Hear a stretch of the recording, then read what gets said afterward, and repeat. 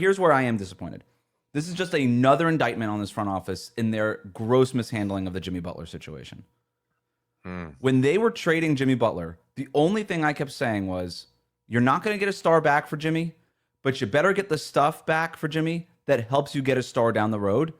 And all the stuff they got for Jimmy Butler did not help them get Kevin Durant. It almost felt like a negative. The Andrew Wiggins contract, like Andrew Wiggins, Houston picked Dylan Brooks over Andrew Wiggins. There was jokes 2 years ago about Dylan Brooks playing in China. Yep. Phoenix chose Dylan Brooks over Andrew Wiggins. That's what you got for Jimmy Butler. You couldn't even get Jonathan Kuminga from Golden State to make things interesting. You couldn't get Brandon Podziemski.